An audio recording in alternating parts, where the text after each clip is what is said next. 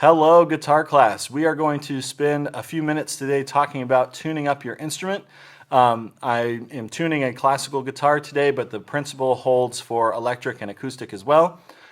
So here we go. This is a guitar in its bag. When you open your guitar, make sure it's sitting on the ground or flat in your lap while you open the case, not up in the air like I'm doing. Make sure you open it from the top if it's a bag.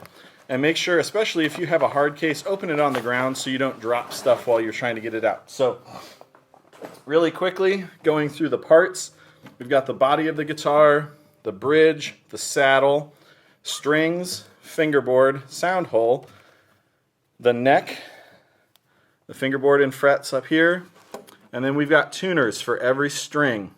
So we've got the low 3 on the player's side of the guitar, and we've got the high 3 strings on the ground side of the guitar as you're holding it. So, cardinal rule number 1 when tuning a guitar is to detune the strings.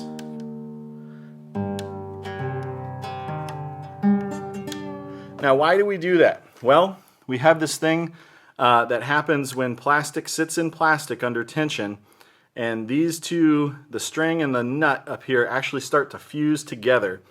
And if you tune it sharp to bring it up into tune, and it's stuck here, all you're tuning is the distance between the nut and the string, and that's when we get broken strings, especially on the thinner strings. So make a good habit when you start to tune it down a half a turn or a quarter turn, and then go up to where you want. Now, I have a tuner on my phone. It's a pretty advanced tuner. Any guitar tuner, any piano, any pitch source where you can get at least one string worth of sound, and you'll be able to tune your whole guitar. And the string note we're looking for is E. And this E on the piano, if you're familiar with the piano, it's the E that's 2 octaves below middle C. On a guitar tuner, it should just read E. So right now, I'm reading D. I'm going to turn counterclockwise because all of these tune counterclockwise to make it sharper. And I went a little past. So now I'm in tune at E. If this is a new set of strings like these are, as you're tuning, take the string and stretch it, pinch it with 2 fingers and your thumb, and stretch it along its length. That helps get the nylon stretched out, and you might have to tune it some more. But that's going to keep your strings from going way out of tune every time. Also, if you get ball end strings like this and you try to tune them too fast, the little die-cast plastic there can sometimes split and break on you. We'll talk later about wrapped around strings. I use them on my guitars, but I don't always use them on the student guitars. So, once we've got low E string in tune, which it is, the 5th fret of almost every string, which is the 6th note that can play. Let me show you a little bit better. Open, 1, 2, 3, 4, 5th fret is the same sound as the next string. And you see that sound is not the same sound right now.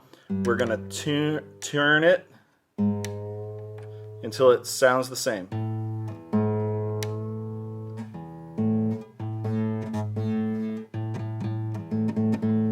And if you're not 100% sure with your ears, you can check that against your tuner. This should be an A, and this is an E. And then you do the same thing with the next string. Go up to the 5th fret on the A string, and that should be the D string.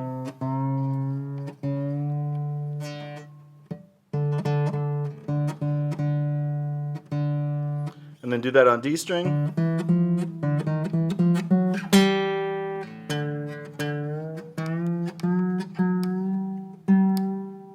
Always be aware of which string you're tuning. You can definitely overtune a string and break it. Now, when we get to string 4, that G string, first thin nylon string on the guitar, the next string tunes at 4 rather than 5. That's the B. Now, most of your strings won't be this off. They might slip a half step or a quarter step.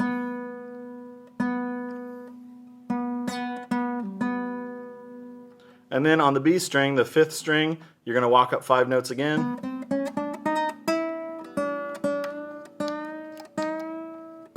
And that's your top string.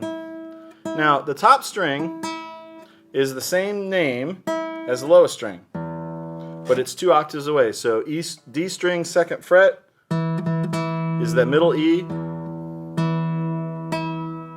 Now, when you go to check that your guitar is in tune, I like to play a familiar chord. This is a G chord. And that doesn't sound quite right to me yet. Here's a C chord, C7, D, E minor, A major. And those don't quite sound right, so I'm going to show you one more technique to get your guitar even closer in tune. So if you hover your finger over the 5th fret but don't press it down, you have a natural harmonic. And then you play the 7th fret on the next string, and those should agree, so mine was a little low. And then you do that 2nd string to 3rd string. And if they're out of tune, you're going to hear beats. And it'll go wah, wah, wah, wah. If you get it into tune, those beats will go away. Oh, you could hear that there. Let me get closer. Wah, wah, wah, wah, wah, wah, wah.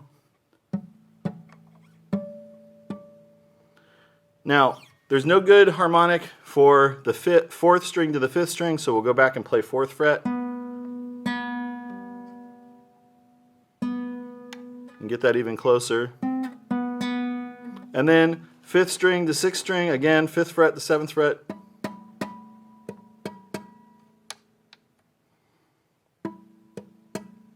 And now I check my G chord.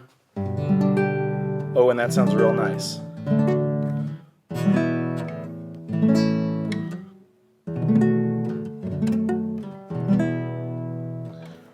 All right, if you have questions about tuning, check me in our next live class and we will take care of any issues you have. Always make sure you know which string your tuner is affecting, especially on the top 2 strings. You can easily overtune and break those strings. Come to me with questions if you have them. I will see you in class.